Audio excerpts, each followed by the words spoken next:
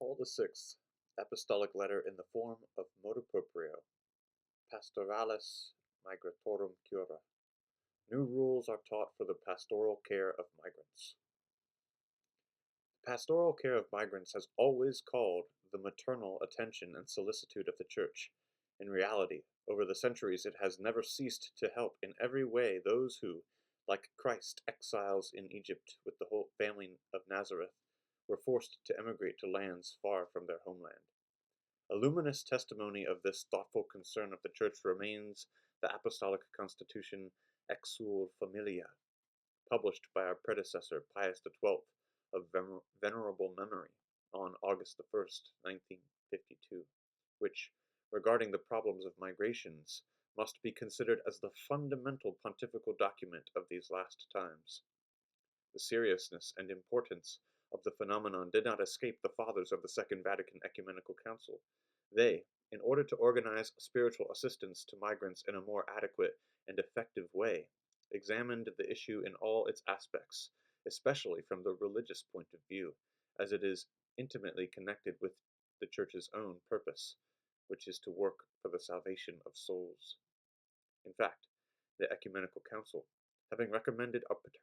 a particular solicitude towards the faithful, who, for the conditions in which they live, cannot enjoy ordinary assistance or are completely deprived of it, as is the case for many migrants, exiles, and refugees, has strongly urged the episcopal conferences, especially the national ones, to deal with all care with the most urgent matters of these persons, and to provide adequately with appropriate means and directives in harmony with intentions and efforts, their spiritual assistance. And it is still the Council that addresses these recommendations to the bishops, show caring towards everyone, of any age, condition, or of passage or foreigners. Now, it is easy to understand that it is not possible to carry out this pastoral care effectively if due account is not taken of the spiritual heritage and culture of migrants. In this regard, the national language is of great importance, with which they express their thoughts, their mentality, their own religious life. Of course, we must avoid that these diversities and adaptations according to the various ethnic groups, even if legitimate, do not resolve to the detriment of that unity to which all are called in the Church, as St. Paul warns. We have all been baptized in one Spirit to form one body, Jews or Gentiles, slaves or freedom. In fact, all of you are one thing in Christ. It was therefore necessary that this Apostolic See,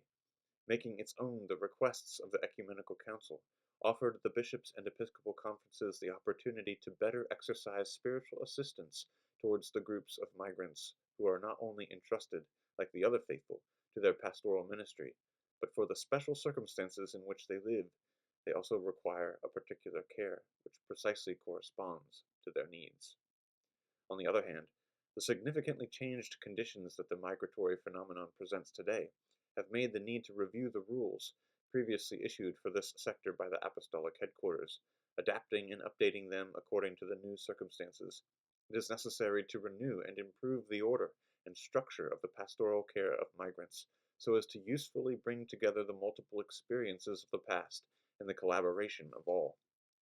For this purpose, the bishops, according to the various circumstances of time and place, will be able to resort to some particular forms of apostolate already confirmed by pastoral practice.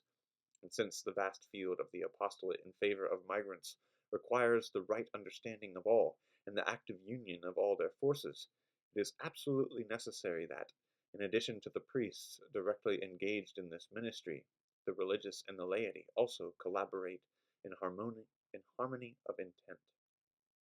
Therefore, having examined the matter well in all its aspects, after having carefully considered the votes of the various episcopal conferences and of the members of the Holy Congregation for Bishops, with this motu proprio and by virtue of our apostolic authority, we establish that the pastoral rules relating to the spiritual assistance of migrants and contained in the Apostolic Constitution Exsul Familia are subject to appropriate revision by the Holy Congregation for Bishops, to which we therefore delegate the task of promulgating said rules through a special instruction,